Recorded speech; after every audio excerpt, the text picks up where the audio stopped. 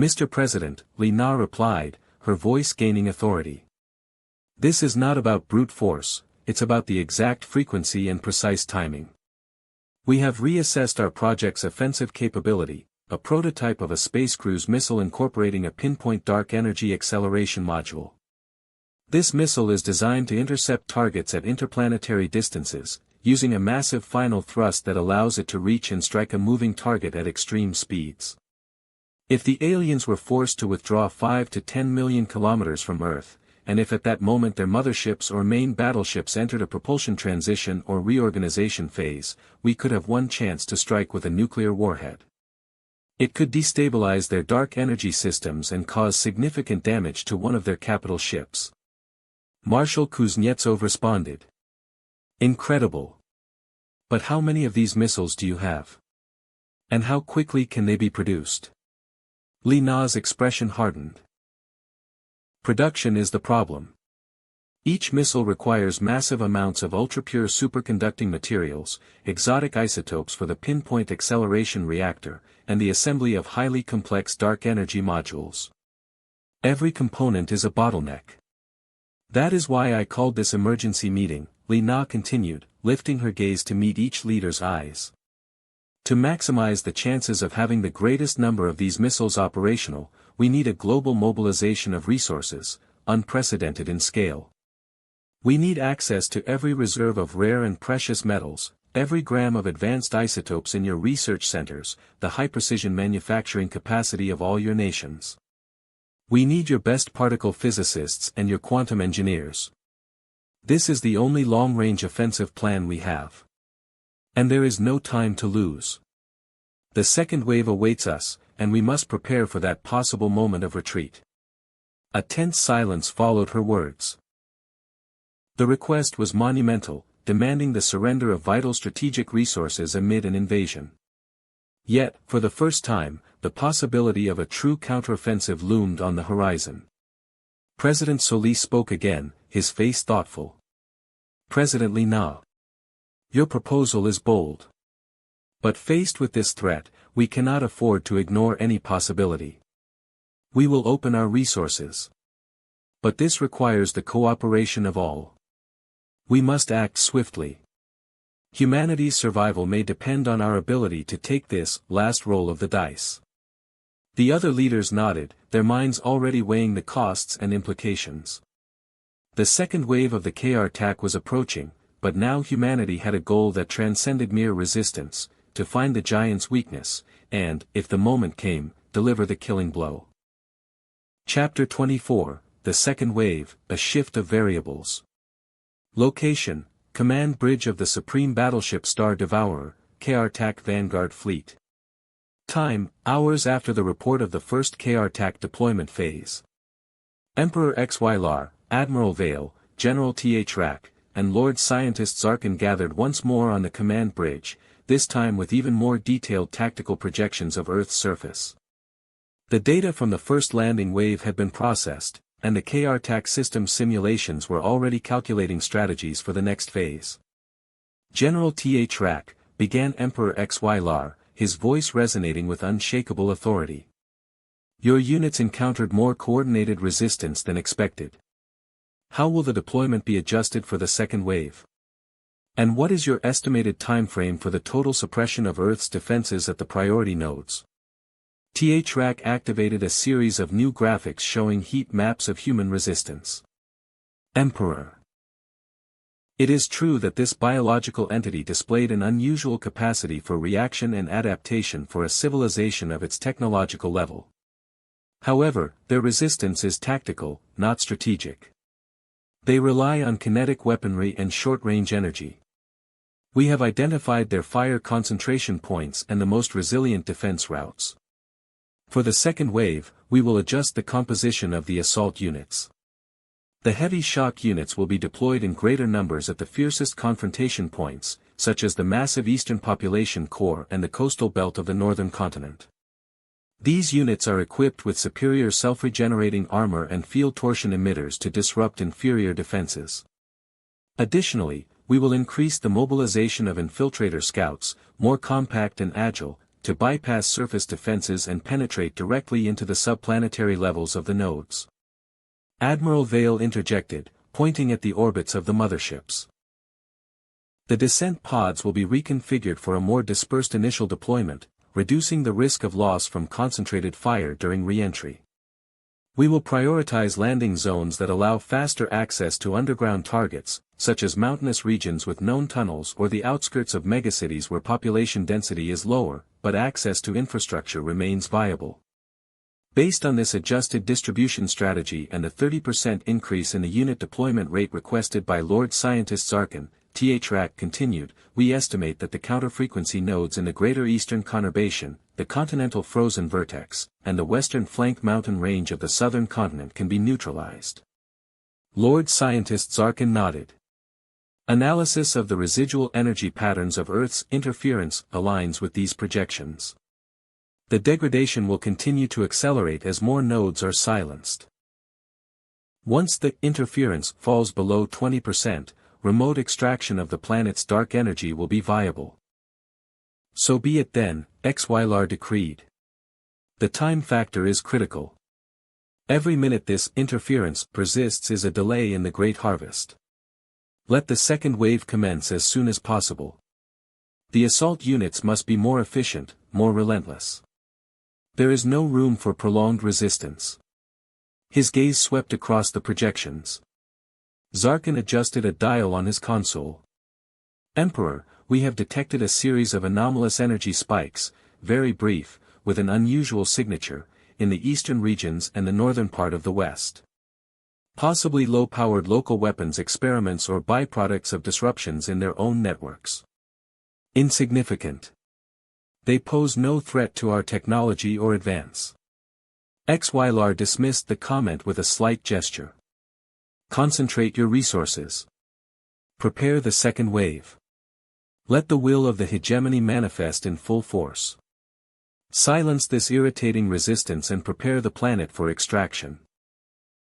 The fleet began repositioning in Earth's orbit, the colossal motherships readying their bellies to unleash a new and deadlier rain of shadows. On Earth, the countdown to the next phase of annihilation had begun. Chapter 25, The World's Last Breath. Location, South American Joint Command Center, Underground Complex No. 7, Buenos Aires, Argentina. Time, hours after the reports from the first phase of the invasion. The stillness in the command room was tense, a prelude to the imminent hell. President Li Na, speaking from Beijing, watched the projections of the alien ships that still lingered in orbit, their forms readjusting in inscrutable ways, and addressed the world leaders with somber gravity. Presidents, leaders. The enemy will not stop. Their first wave has demonstrated brutal efficiency and an unrelenting focus on our counter-frequency nodes. We do not know when they will launch their second assault, nor with what intensity. But we know they will come, and soon. Every moment of inaction is a moment lost. Li Na projected a global map showing the remaining counter-frequency nodes, those already compromised in red, and the still operational ones in a flickering amber. Moscow and the Andes mountain range are now priority targets, alongside other critical points. We must prepare for the severest impact. We have resisted with heroism, yes, Li Na continued, her voice growing more urgent. But we must be honest about the resources left to us for this second phase. Our combat capacity has been severely diminished. Our air forces are decimated. Ammunition and spare part supply chains are under extreme pressure. Civilian and military casualties have further complicated our mobilization. What real resources remain to us, and how can we maximize them? Marshal Kuznetsov of Russia was the first to respond, his voice grave. Our factories in the Urals, though running at maximum capacity, cannot replenish losses in armor and munitions at the pace of devastation. We have roughly 60% of our heavy artillery and 40% of our armored units still operational. Our strategy will be the intensive use of infantry in urban defense, fortifying every building and using ambushes in the ruins. We need supplies of explosives, detonators, and excavation equipment to create new barriers and defensive tunnels. President Maxwell, speaking from the United States, nodded grimly. In North America, the situation is similar. We have lost nearly all of our advanced air platforms. We retain about 50% of our effective ground forces, with the resources to keep them operational for no more than a few weeks at this rate of attrition. Our precision munition stockpiles are falling. We make an urgent call to nations that have not suffered direct landings to redirect their weapons production and medical supplies to the most active battlefronts. We need everything you can send: steel, electronic components, pharmaceuticals. General Okoro of the African Union raised his voice. In Africa, our coastal and desert cities lie in ruins. But the interior, less populated and with less critical nodes, has been spared heavier attacks. We have 70% of our military forces not engaged in active combat. We offer refuge and logistical bases for resource redistribution. We can provide manpower and unprocessed natural resources such as metals and minerals. Our transportation networks can be used to move goods from the south and center of the continent to wherever they are most needed. President Solis, his voice urgent, addressed the others, his gaze seeking out the representatives of Australia, New Zealand, and the Scandinavian nations, which until now had suffered less impact. Those of you who still retain intact industrial capacity, fuel reserves, non-perishable food, the earth needs you now. Your resources are the world's last breath. Lina turned again to the main screen, which now showed alien ships adjusting their positions above the planet, like predators before the killing strike. Every bullet, every medicine, every gram of fuel counts. We must divert all global production toward defense. Every day our nodes remain active is a day gained. There is no time for diplomacy, only survival. We must make this second wave even costlier for them. If we do not give them a reason to halt, or at least slow their advance, we are lost. The atmosphere in the room was not one of hope, but of cold, raw determination. Humanity, with dwindling resources and the enemy at their gates, prepared to sell its existence at the highest possible price. The second wave would be the ultimate test of their will to survive. Chapter 26, The Impatience of the Hegemony. Location: Command Bridge of the Supreme Dreadnought Star Devourer, K-Artak Vanguard Fleet. Time: 6 days after the first assault. The command bridge of the Star Devourer was heavy with unusual tension. 6 days had passed since the first wave, a span that, while insignificant on the hegemony's scale of time, had been unusually long for a Class Gamma, purge, operation. Emperor XYLAR, eyes fixed on the projection of Earth, felt the weight of the communications from the high galactic councils. Lord Scientist Zarkin, General Th Rak, Admiral Vale, XYLAR's voice was sharper than usual. The adjustment period is over. What additional data have we gathered? And why has this primitive resistance persisted beyond the initial projections? Zarkin activated a series of energy analyses. Emperor. Over these 6 days, our long-range reconnaissance units have mapped the terrestrial interference network with greater precision. We've identified fluctuations in the secondary nodes, suggesting the biological entities are redirecting energy and resources to keep them operational. Their adaptability is notable. We've also detected the construction of new underground fortifications and the mass mobilization of their biological units at key defense points. Our wait has not been in vain, Zarkin continued. We have reconfigured the descent pod re-entry patterns to minimize exposure to terrestrial anti-air fire, and we've updated our attack unit profiles to counter their ambush tactics. The efficiency of the next wave will be superior. General Th Rak intervened. My units have completed deployment drills with the new configurations. The heavy vanguard units are prepared for the frontal assault on the eastern region of Earth. The infiltrator scouts are programmed to exploit the new underground access routes we identified in the western mountains and the southern east. The objective is to minimize the wear on our forces. The persistence of this biological entity has been an unexpected issue, but it will be resolved with greater force. An unexpected issue, XYLAR repeated, his voice low and laden. The high galactic councils did not anticipate this problem. A Class Gamma purge should have been a standard operation, completed in a single day. The persistence of this interference has raised questions about the efficiency of this vanguard fleet. Lord Scientist Zarkin added, Emperor, Supreme Commander Valerius requests to speak. A hologram materialized, revealing a KR-TAC of immense stature, clad in the most ornate armor. He was the Supreme Commander of the Hegemony, a distant and demanding figure. Emperor XY Valerius' voice resonated with a coldness that froze the air. The reports on Entity 347 Gamma are unusual. The prolongation of this operation is affecting the schedule of the Grand Harvest in Sector Beta. A swift resolution was expected. Why this anomaly? Losses, though minimal in the greater scheme, are an unacceptable inefficiency. We demand results. The hegemony does not tolerate prolonged resistance from Class Gamma entities. XYLAR held his stance, his voice firm. Supreme Commander. Terrestrial interference has demonstrated an adaptability and tenacity not consistent with their projected technological level. However, we have recalibrated our variables. The weight has allowed an optimal reconfiguration of our forces. The second wave will be decisive. I guarantee that the interference will be silenced, and the planet prepared for extraction with minimal damage to our units. The Supreme Commander remained silent for a moment. So be it, XYLAR. The cost of this anomaly is already too high. Proceed. And this time, let the efficiency be total. The projection faded.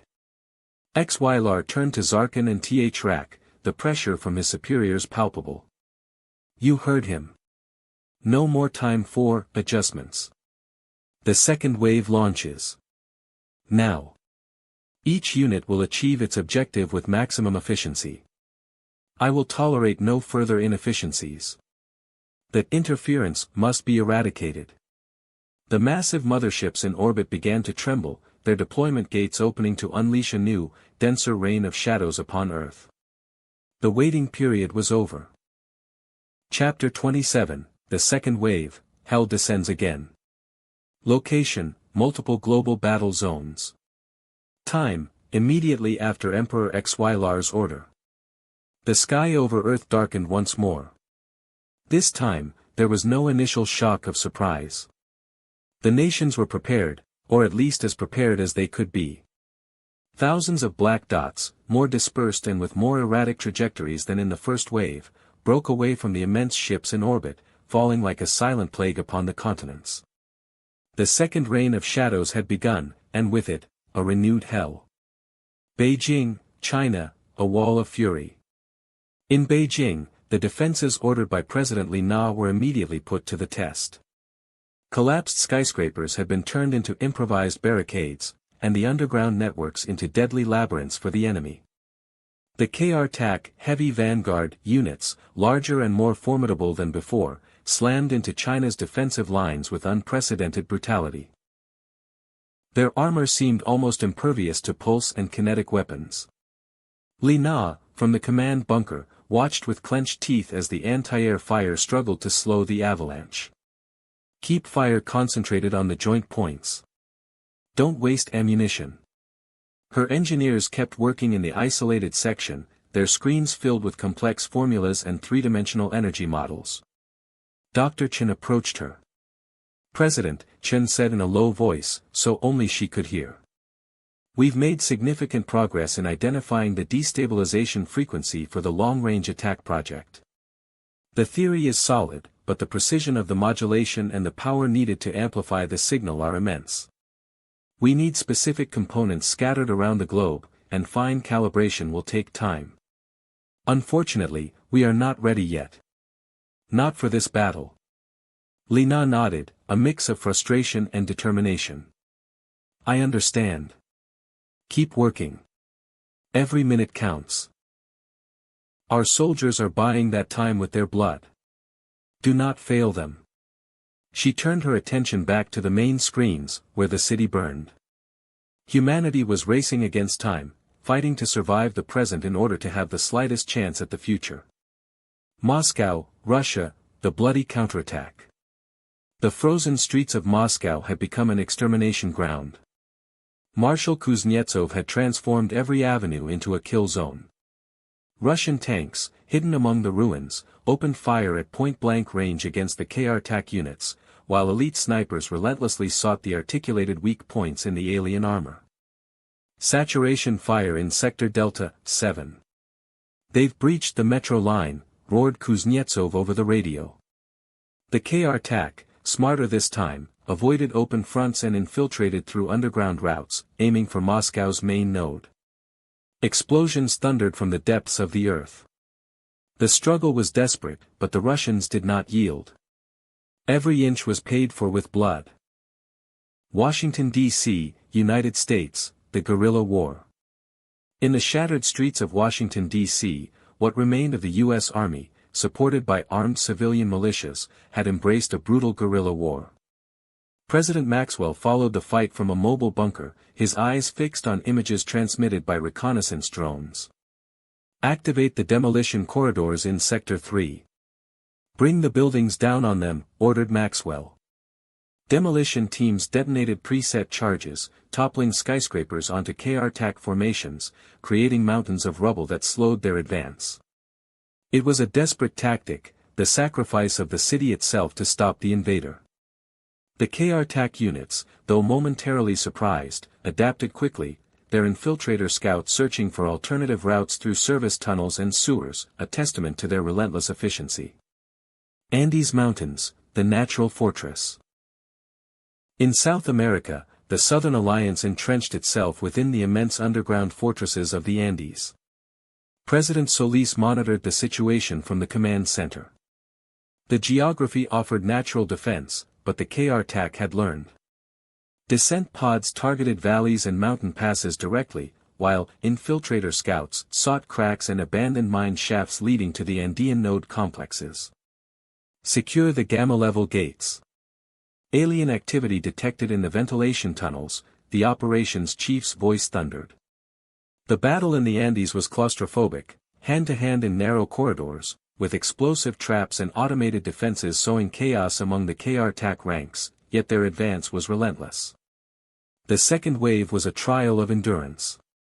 Earth burned, and humanity fought on every front, buying time, sacrificing lives, while in the darkness of the laboratories, a distant and terrible hope still struggled to take shape. Chapter 28, The Bleeding of the Interference. Location, Command Bridge of the Supreme Battleship Star Devourer. KR-TAC Vanguard Fleet. Time, hours after the start of the second wave.